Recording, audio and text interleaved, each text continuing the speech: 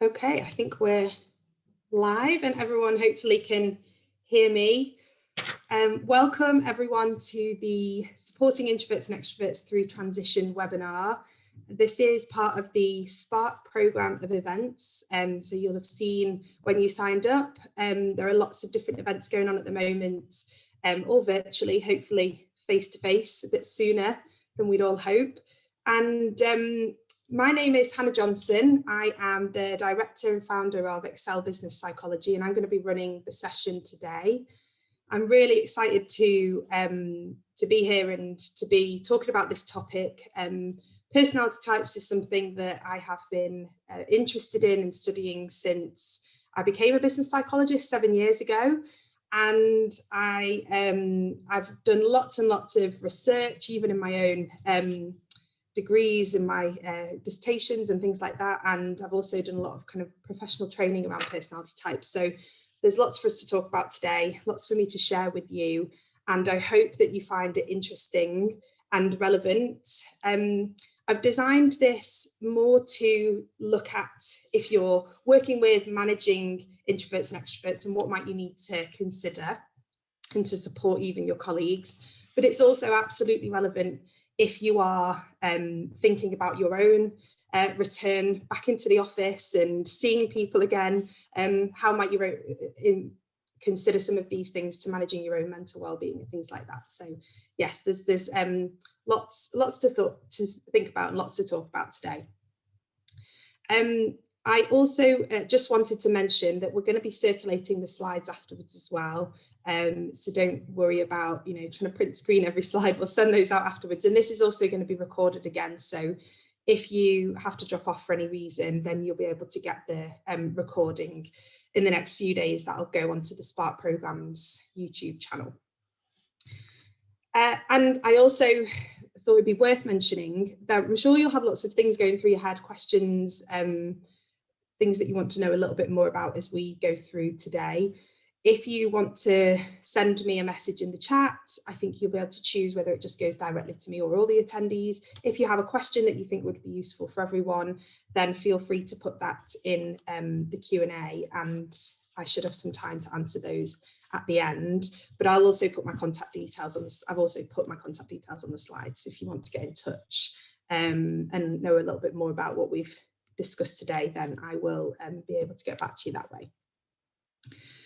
Okay, so one of the things that I wanted to just sort of start off by thinking about before we explore the differences between introversion and extroversion is to just consider where personality comes from. So where do our personality traits and our personality types, where do they come from? And there's an absolute combination of nature, essentially what we're born with, and then the nurture side of things also very heavily influences who we are, how we do things, and that's how we're raised. It's the experiences we have or experiences we don't have, and a combination of these things makes us who we are.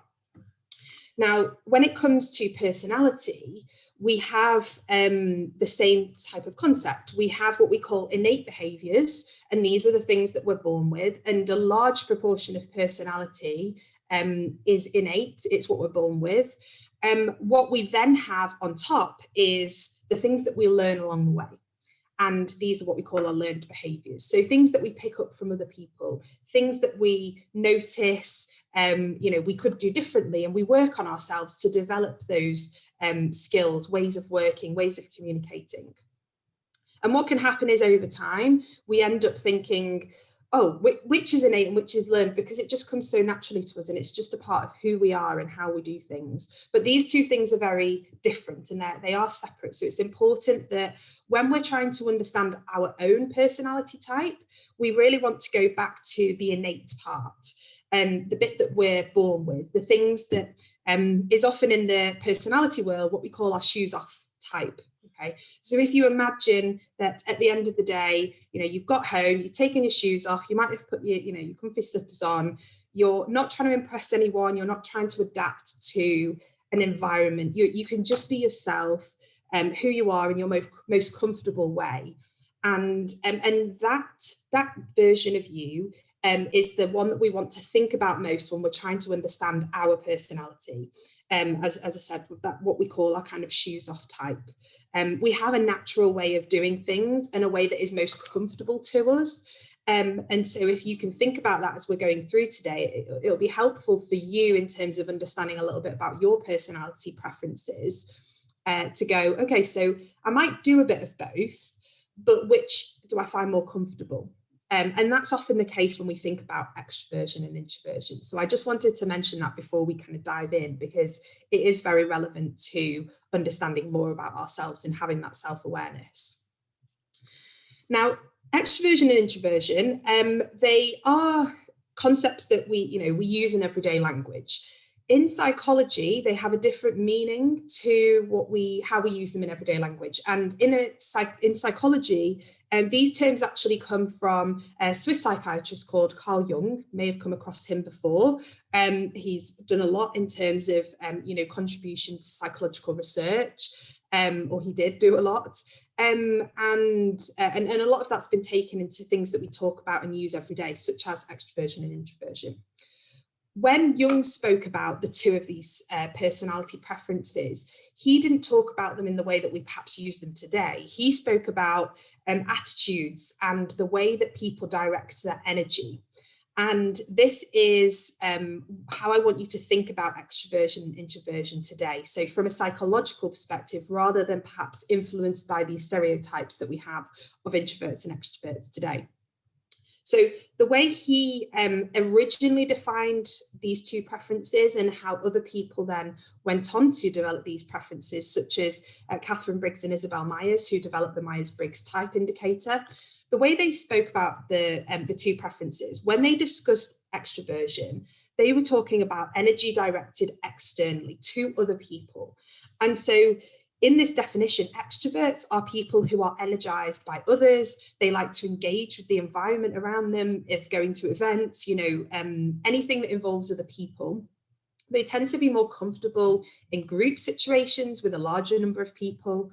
And their preference is to communicate verbally rather than through kind of written forms of communication. So they want to talk things through. That's how that's their preference, but that's also how they learn. So they'll learn by talking things through, or by discussing things. Now, with and the last point there, and I'll come on to a little bit more about this when we talk about introversion, is that there's a very characteristic, let's say a telltale sign of extroversion, is that there is a talking first and a reflecting afterwards. So if you've ever kind of been criticized of not thinking before you speak, then it may well be that you have an extroverted preference. Introverts, on the other hand, just to jump to the end of that list, we see the opposite. So there tends to be a reflect first and then speak afterwards. So they think things through before they will talk. And that's because introverts' energy is directed internally. And so they are energized by reflection, by thinking things through. They really enjoy, alone time when it's focused and they can get into a task, or if they are having conversations, will tend to enjoy more one-to-one or smaller group discussions. They may come across as more reserved and will prefer to communicate through writing.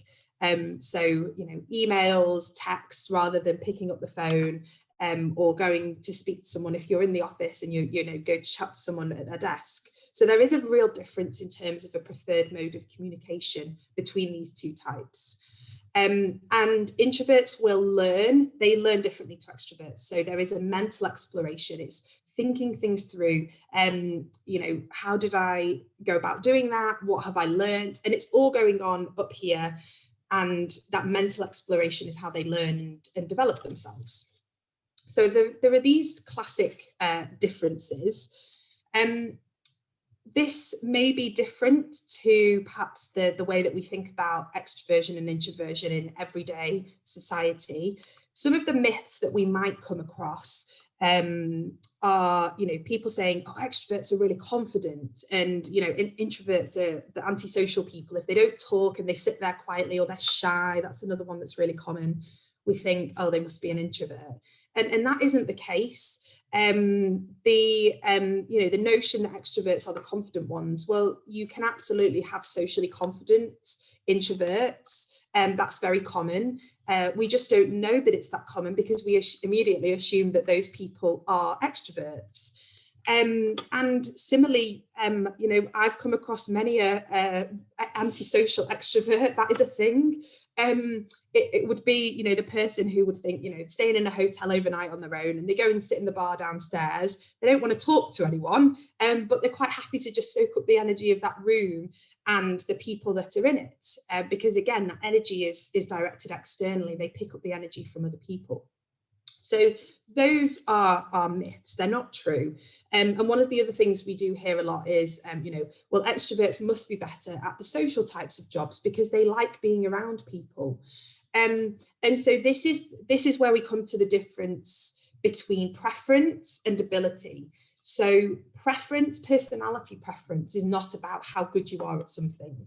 There is no research in the personality literature to tell us that any type is better at any job. That isn't there. What we do know is that personality type will influence how comfortable you are at doing something. And from an introvert extrovert perspective, social jobs like working in sales or retail where you're customer focused, if you're interacting with people all day and you are an introvert in one of those jobs, then it's likely that your energy will be depleted a lot faster. So if you almost imagine it as a battery, extroverts go into those jobs and through the day, their battery is filling up because they're having lots of conversations, they're with other people, and that probably is going to be energizing them. The introverts, their batteries are going to be depleted through the day. So they can still have those same conversations. It's just that it's going to take more energy for them to have those, to work in that kind of a role. So for them, at the end of the day, they're going to have to do something differently. They probably want a little bit of downtime to recharge their batteries, to re-energize them before they then, go into whatever it is that they're going to be doing in the evening, especially if it's a social activity. So it's important to remember this and really to not make, assumptions about what people need and label people too quickly, because actually there are some there are obvious differences, but there are also things that over time we've kind of started to label people in certain ways, and it's just not the case. It's better for us to understand someone's true type when we go into these things. That said, there are certain things in terms of an introvert and an extrovert working environment that are, the research has been done, and it shows us that there are these clear preferences. So what are those? Well, in terms of an extroverted working environment, there is definitely a preference for opportunities for interaction, so chances to meet up with people, discuss things. Extroverts tend to like to have lots of stimulation in their environment, so that could be the radio, that could just be people chattering, open plan offices where there's a bit of a buzz, that tends to give extroverts a bit more energy. And so that busy, lively environment is what the research tells us is a preference for extroverted people. Now, when it comes to introversion, there is a preference for space to concentrate. So that could mean physical space. That could also mean, the qualities of that space in terms of sound. They do prefer quiet time for reflection, to be able to think things through, and may prefer to work on tasks that take, more concentration and thinking through. So we need to make sure that we've got the space for that. There's been a lot of effort made in terms of modern working environments to create different spaces for different tasks. So kind of task-based, office spaces. So is a single desk, ideal for everyone for every task? Well, no, it's not. So yes, regardless of introversion, extroversion, you'll want to be making sure that you've got that, that space and that capacity to, find an environment that's suitable for the task. But there are still clear preferences from an introvert and extrovert. I've been on workshops before where we've gone through an exercise like this, and I've split what I call them the E's and the I's across the room, and they both get a flip chart, and you'll ask each of the groups to draw what is their ideal working environment. Without looking at either group's sort of responses. And when they both reveal what they've drawn, you'll tend to find that, an introvert's working environment, the group that have put that together, it tends to just be one person in the picture, a single desk, a lot of room around them, and things that kind of will stimulate them. In looking to the extroverts posters, what you tend to see is, lots of people, lots of stimulation, groups of people, different desks. And so there is a very clear difference between the two in terms of what they prefer. Now, what's interesting is when we look at this, we can go, well, in the last 12 months, what have we been looking at in terms of these two different working environments? And actually, when we're at home, for those of us that don't have kids, certainly there's probably more space for reflection and concentration. But typically, working at home will give us what we would probably call more of an introverted working environment, whereas when we're in the office, we tend to have a more extroverted working environment. So I'm sure all of us have had experiences in talking to people over the last 12 months, managing our teams and trying to help them navigate this new way of working and find a way that works for them. When we start to return back to the office, we still have to consider these same things. It may be that some of our introverted colleagues and friends may have really enjoyed the last 12 months from home because it's given them that spacious, quiet, reflective environment that they wanted. But similarly, it doesn't mean, as I said before, that introverts don't want to speak to people and just sort of sit in a hole at home and crack on with their day-to-day. We're human beings. We are social animals. We want to be able to connect with people, and that will be important. It's just considering the speed at which people will be comfortable returning back to work, especially if they have really enjoyed that that quiet space and a bit more time to build their own day and their breaks and their downtime in between the tasks. So with all of that said, I thought it would just be worth taking a moment to just sort of pause and think, well, from what I've said there, what do you think your type is? What's your preference? You may have, I would have assumed most people had signed up today thinking they knew whether they were an extrovert or an introvert. And maybe I've thrown some stuff at you there that's made you question what you thought. Because, the way that you decided upon extrovert was simply based on how sociable you are and how much you like spending time with other people. The thing to consider with personality type is that we are just exploring one part of it here today. There are lots of other aspects of personality that come into, us being who we are. And I'll mention a little bit more about that at the end. But me, for example, I actually do have an introverted preference. I learned that a number of years ago, and I was quite offended at the time when the report suggested that I was, because I thought it was a bad thing. And I thought it meant that, I was a bit of a loner and I didn't like to spend time with people. And that isn't true. I am very sociable. I like to be around people. But in terms of my, shoes off type, my absolute preference, most of the time when I'm, doing my best, I do appreciate that time for reflection and to think things through before I, communicate things. So that's interesting to think about when you look back to yourself and understanding how you do things. If you're a little bit unsure, it may be that you go away today and you start to just notice, how do you interact with people? How comfortable have you found the environment that you've worked in over the last 12 months? Go back to some of these things that we've spoken about, or even ask people that you know, and see what their perspective is. One of the, if you're really still unsure, one of the things that I always get groups that I work with to think about is, if you imagined a scenario where you had to go to a cabin, a remote cabin in the woods somewhere, and you weren't able to take any stimulating things with you. So for example, no radio, no TV, no books, you had enough kind of food and drink and alcohol, as much as you wanted to last you for as long as you needed.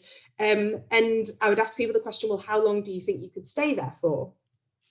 And what you tend to find is that, the people who are have an extroverted preference are kind of sat there thinking, is this a real question? I couldn't last more than 24 hours, 2 days tops.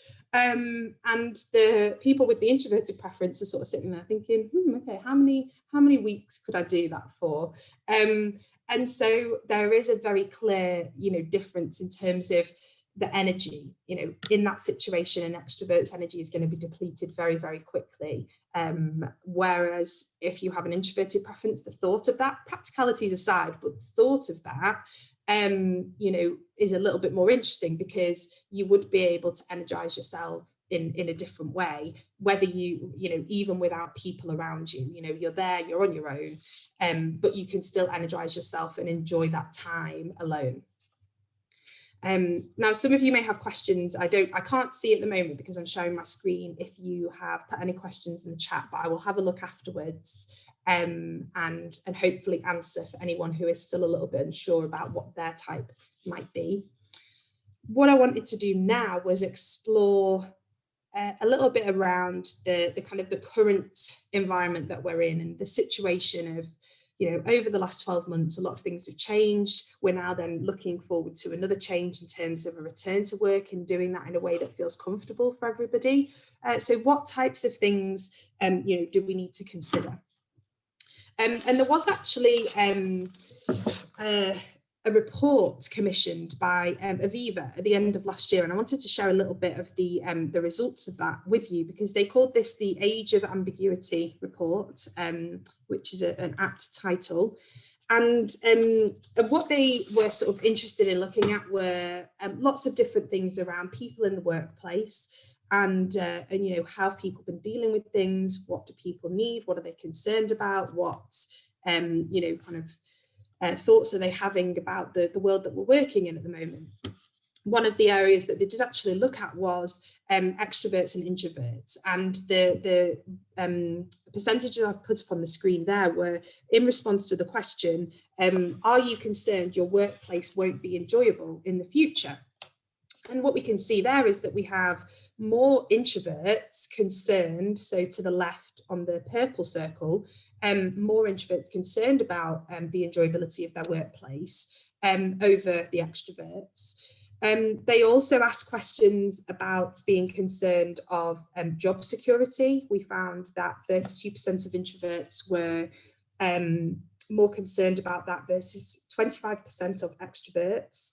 And interestingly, a third of introverts that they surveyed were concerned that they don't have as much face-to-face contact, and that was when they surveyed at the time. And so even with the rise of the video conferencing and all of these things that we've been doing to try and reconnect, it was actually the introverts that were more concerned about the face-to-face contact than the extroverts. Now, that kind of went against what I would have assumed the results would be. It was also quite surprising to the researchers that conducted this study. They didn't give much information. No, they didn't really give anything as to their interpretation of those results and why that might be the case. As a kind of personality expert, my view on that would probably be that we know that introverts reflect more, that people with an introverted preference, they're deep thinkers, and we often say introverted people might be quiet, but they have loud minds. And so by that, because of that, we often see that introverts can ruminate a lot more. They sit on thoughts. And so if you're asking an introvert the question, are you concerned about this? And the likelihood is that they, may answer yes to more of those questions, simply because they think more, they sit down and they're sat up at night, letting all these thoughts go through their mind. So it could have simply been because of that. But we go back to one of the things that we always have to remember when we're thinking about personality types is that we should never assume. We should always try and ask that question, because in this case, a question has been asked and the results have, kind of, I suppose, gone against what we would traditionally think. I've put the link to that article, the white paper that they published, if anyone wants to read a little bit more. It is quite interesting, and as I say, it was done at the results were published in the new year, but it was commissioned just before Christmas, so it's very relevant, and there may be other things in there that people find interesting if you're managing teams and you're really concerned about, how do we bring people back into the workplace? What are they concerned about? What are they worried about? From an introvert-extrovert perspective, I think for us, there isn't, as psychologists and as researchers, we kind of have to go back to, well, if there hasn't been a lot of research done into this, because it's a point in time and, things are changing so fast, I suppose people haven't invested in the research as much as they would in the past. We have to kind of go back to the traditional understanding of these preferences to be able to say, well, what should we be considering with these two types of people when we're bringing them back to the workplace? And so from my perspective, I've put together a few different things that I think that would be worth thinking about as we make that transition back. So I'll start off with the introverts, and the first thing is, as I've mentioned, there is an absolute preference amongst introverts for one-to-one communication. They don't like big group settings, so one-to-one catch-ups is going to be much more preferential for them.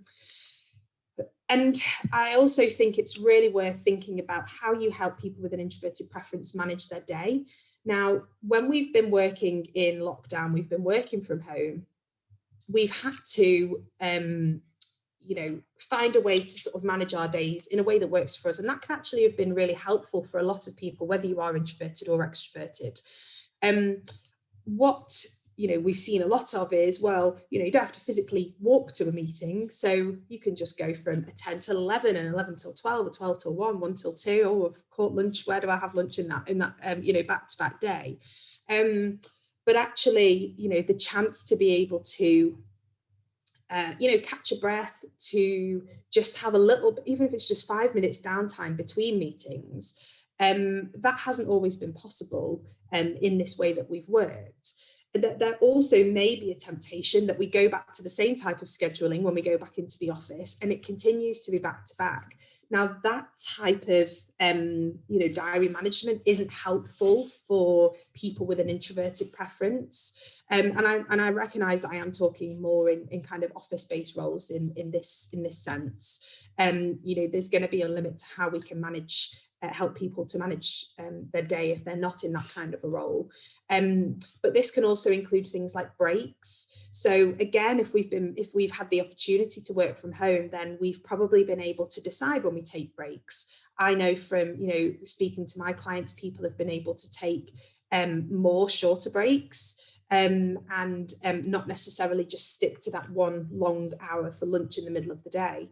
And actually, this isn't, again, it's very helpful for people with an introverted preference because they get that chance to re-energize. So again, if we think the social interaction depletes the energy bit by bit. So, and the time to think and reflect is what builds the energy back up. Okay, so having a short break, even for just a few minutes, is enough to be able to re-energize to go into the next conversation. But simply from a psychological perspective and how our brain works, from what we know about the kind of neuroscience research, actually having more shorter breaks is really helpful and is really beneficial. So there's a twofold benefit to that, and it's helpful as a manager, as a leader, to be able to have those conversations to find the best kind of dynamic for that individual person. The other thing that's also very relevant for introverts is how they recharge. So I've used this kind of idea of the batteries quite a lot. And for people that have an introverted preference in the modern working world, where we are, very collaborative, we work with other people all the time, the recharging point can tend to be at the end of the day. And so this may go on to a conversation about work-life balance and how, you know, people use their downtime and their, let's say, playtime at the end of the day to recharge their batteries. I know from many people that I've coached over the years that people have said to me when we've spoken about managing stress or managing a really heavy workload, you know, how do you recharge? And very often, you know, the people with the introverted preference will tell you that, you know, the commute home is really important to them, whether they're, you know, getting on the train or the tube or the tram or even in the car, being able to plug into something. If you're not driving, being able to read a book. If you are driving, listening to the radio or listening to a podcast. You know, for 45 minutes, an hour, 2 hours if you live in London, you know, some of those commutes are absolutely ridiculous. But that time to just digest the day and to think through and to just have that alone time with yourself, and then go home to, you know, screaming kids and tea times and partners and maybe even social activities with your friends and your family. And that can actually be really important. And I'm sure as I'm talking, you're probably thinking, well, yeah, we haven't had that over the last 12 months. We've shut our laptop screens down, and then we're immediately into the evening. You know, we're into our family time, our, you know, relationship time, our friendship time. And then the socializing continues, even if it's just with the people who live in our house. There's no break and there's no separation. And so this can actually be a really important thing to think about when people are coming back, even if they're still working from home right now, and it's going to be a few more months before they, you know, continue to start to think about coming back to the office. How do we help people with an introverted preference to recharge? Because that is going to be really important. Simple things like if you're organizing, you know, after work events, socializing, whether they're virtual or face-to-face, having a little bit of a break between the two. You know, people with an extroverted preference, arranging those, you know, catch-ups will probably jump straight from, you know, work to, you know, the socializing time. But actually, for people with an introverted preference, that little bit of a break can be really important. So there's lots for you to talk about there with those people that you're managing, people in your teams, your colleagues, or again, you may be thinking about this for yourself as I'm talking through, and that might be something that you want to look at for your own mental health. The other thing to kind of consider is this space for pausing and reflecting. And that absolutely goes to all of the things I've mentioned there around breaks, about having space in the day, about having time. But this also can really come back to the classic difference between extroverts and introverts that I've mentioned about thinking something through and then talking versus just talking it through, which is the latter is more of the extroverted preference. And so this can go back to things like meetings. Again, whether we're virtual or we're face-to-face, what you'll tend to find when you ask a question to a group, if you're in a meeting, the extroverts that talk first, and they'll talk you through their thinking. So they might not have a fully formed answer, but they'll go, oh, well, that's an interesting question. Let me think about that. Okay, well, and then here you go, here's my answer. People with the introverted preference, there's usually a pause, okay, a silence that doesn't mean anything. It's simply a time to reflect, to think through the answer, and then give, you know, the response. And so creating that space to just pause, to allow people with an introverted preference to pause, reflect, and then tell you what they're thinking is really important. It's important if you're having conversations about, you know, the point I've made above. If you're asking someone about their work-life balance, you may well ask an introvert a question like that and you don't get an immediate response. It might just be a completely blank face and you're thinking, oh goodness me, I've broken them, you know, what do I do? And it's really not about that. It's simply just accepting that pause for what it is, which is just a time to reflect and think through and then give you the answer. It doesn't mean anything, although it often is interpreted as, unfortunately interpreted as not knowing what to say or not listening or not engaged or don't care. There's often a lot of negative interpretations that go with that pause. But it's just holding that silence, okay, and being able to be comfortable with that and allowing an answer to kind of come forward just for a few seconds. And then the final part to think about here with people with an introverted preference is giving that time to adjust back into the working world. And this is absolutely about when we do return to the office, because what we'll find is that, as I mentioned at the very beginning, there is that complete difference between the learned behaviours and those innate behaviours. What would the innate being what we're born with, what we're comfortable with. So what you'll find is that introverts have a lot of learned behaviours, usually more so than their extroverted peers, because we design or we have designed, and things have evolved over time, over decades, to favour a more extroverted way of working. And so the introverts have had to learn different ways to cope with that and to adapt to that. And over the last 12 months, yes, we have been socializing virtually, but those interpersonal skills that your introverted colleagues will have been refining and perfecting over the years might have gone a little bit rusty, and they may not have had the chance to practice those and use them as regularly as they did before.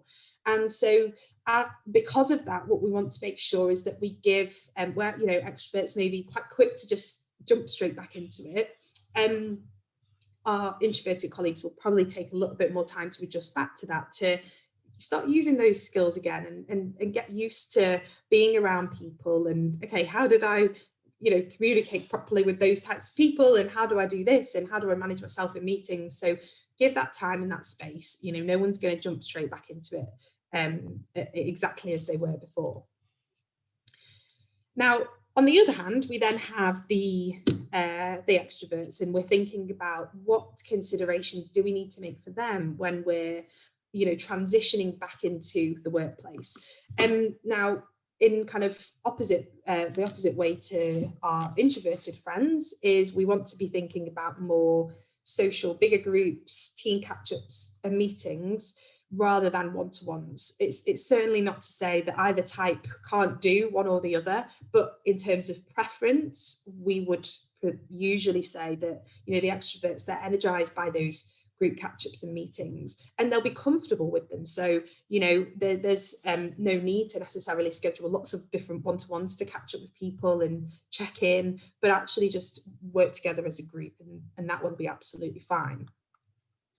Now, the risk of that is that we may get a little bit of social overload. So, our extroverted colleagues may be scheduling coffees with, every person and their dog, and suddenly you've got, too many things in, and it becomes a little bit overwhelming. So, and equally, we also have a job to do. So if those aren't necessarily all productive, but it's simply an excitement of being back in the workplace and getting the chance to socialize with people again, we've got to try and help people to manage that and find a way to do that productively, and also not then let it affect them too much. And as I said, even the most extroverted people, we all need our downtime. So that's going to be important. The other thing that I've heard a lot of people speak to me about is this social anxiety that people are concerned about with returning back to the workplace. My view is that, when I've spoken to people about it, it seems to be more common amongst extroverted people, because they are very excited to be, back in the workplace. For those that are, and those that aren't yet, they're really looking forward to it. But there's definitely a sense of this anxiety around it. And this can come from lots of different sources. It could have been because of an existing anxiety issue, or it could just be that it's kind of emerged and people are thinking, gosh, I used to love being around people all the time, and I've spent the best part of a year not really with a very small group of people. And so, that going back into the workplace, where there are, dozens, hundreds, thousands of people, depending on the size of the place that you work, that can be really overwhelming.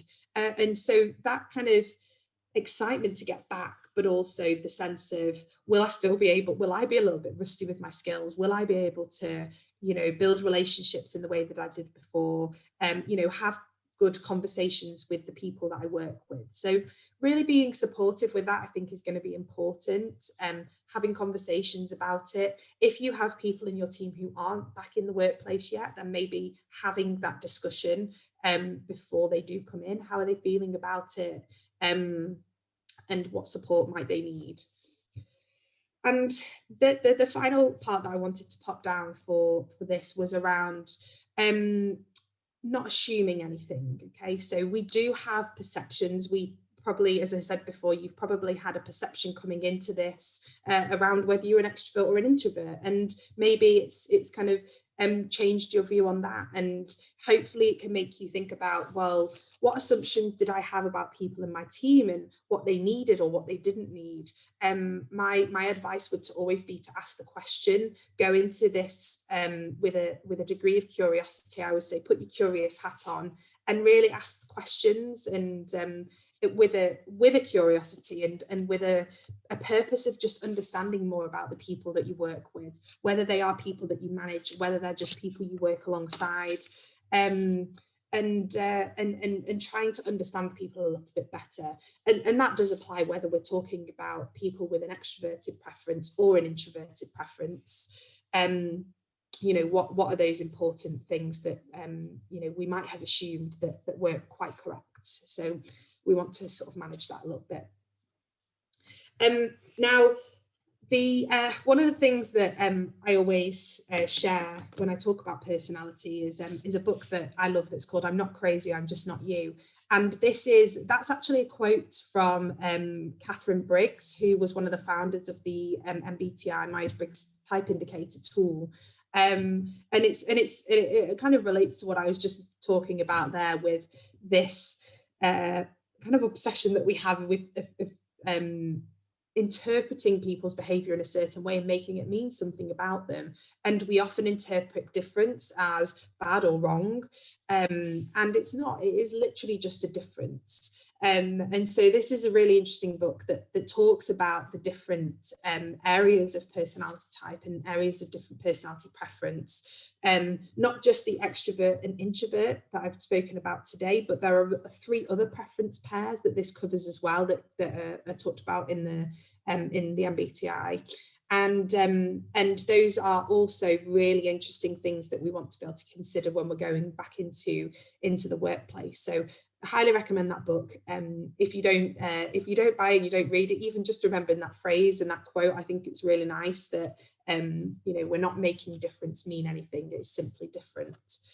And what I've just spoken about there is it all kind of relates back to the 16 types of the Myers-Briggs type indicator. So some of you may be familiar with this, and you're probably picking up on things as I've spoken about it through the course of the webinar today. There are these 4 preference pairs, so introversion, extroversion being the first one. We also have sensing and intuition. We have thinking and feeling, and we have judging and perceiving. Those are labels. They don't necessarily mean what they sound like on the tin, which is very much the case with extroversion and introversion.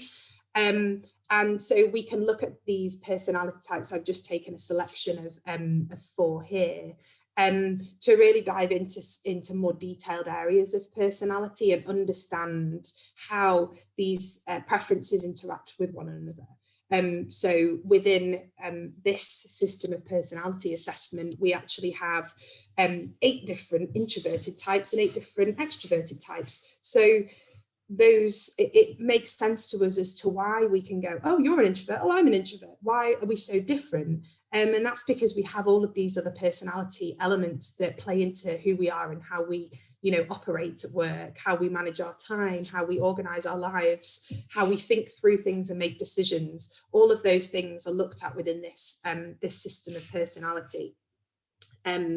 So I've put the ISFJ up there. That is my personality type. So introverted, sensing, feeling, and judging.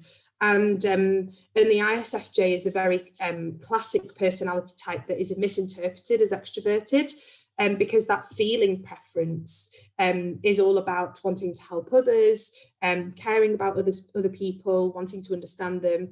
And so that interest and that curiosity often comes across as, oh, you're really sociable, you must be an extrovert.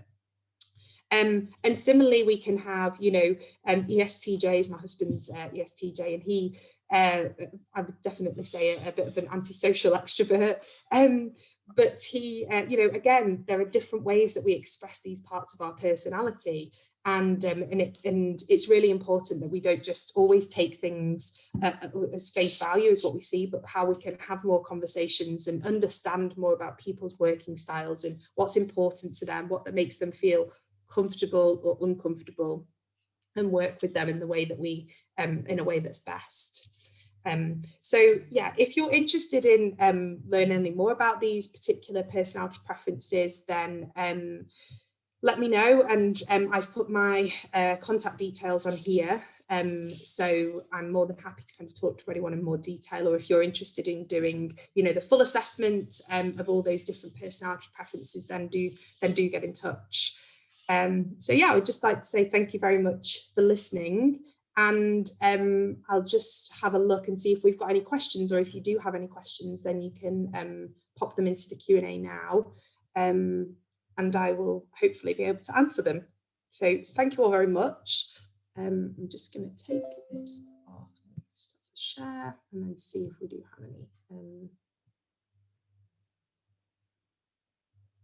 Yeah, so somebody said, I would have thought the social anxiety would be experienced by the introverts too. So yeah, I would absolutely agree with that. I think that my experiences with talking to people about this is I've just noticed it more amongst my extroverted colleagues and peers and clients. But I would absolutely agree that I think, any kind of anxiety isn't, personality. There's no evidence that it would link necessarily to certain personality types. So you would absolutely be right. I think, as I said, not assuming anything, and I probably could have written a list for extroverts and introverts, and it would all have been very similar. I think that, we do have a certain understanding amongst kind of extroverts. There are things that are more typical, and there are things that are more typical amongst introverts. I think Hayley has said, is that because the E's may be more likely to talk about it? Probably. I also did think when I read that research from Aviva that, how many more introverts filled in an online survey, and they just didn't have as many extroverts filling it in. That also came to mind because, of the differences between face-to-face and written communication. So yeah, there are those classic differences. I don't think we have any more questions. Just double check. So as I said, if there are anything, let me just double check the Q&A. Okay. So Hilary has asked, how do we show leadership in a way that works for both types? I think we need to give clear guidance and leadership, but I don't want to scare anyone. Okay, that's a really, really good question. Because obviously as a leader, you're going to have your own preference for the way that you want to do things. If you are an extroverted leader, then it may be that you organize the work in certain ways that ends up being a little bit more interactive and lively and busy. If you're an introverted leader, then you may find that it's perhaps more individual working and things like that. So I'm going to assume, Hilary, if you don't want to scare anyone, that tends to be what the extroverts are worried about. One of the most important things, the things that I hear a lot from introverted people that I work with, is this sense of not getting a chance to speak, and when they're around lots of extroverts, feeling as though, gosh, can't get a word in edgeways. And so sometimes if you do have an extroverted preference, it's just slowing down, the conversation and giving that time and that space to think things through. It can be, as a leader, really important if you're managing both extroverts and introverts to, if you're arranging a meeting, for example, giving the agenda out in advance, or the talking points out in advance, so that people with an introverted preference are able to think through, what might they want to say, and prepare a little bit before that, rather than being asked on the spot. And then it also gives, if one of the areas of personality that we find in the Myers-Briggs is around judging preferences, which are the people that want to be very organized. So it may well be that you're an extroverted judging type and you just want to, you know, read those things before you go in. So you're also prepared and organized. So I think it is, you know, it is about balance. It's about finding a way to work with both of those preferences, and watch out for anything that you know, really leaks your particular preference. I'm certainly not saying we shouldn't be genuine and we shouldn't be ourselves and authentic. That's really important.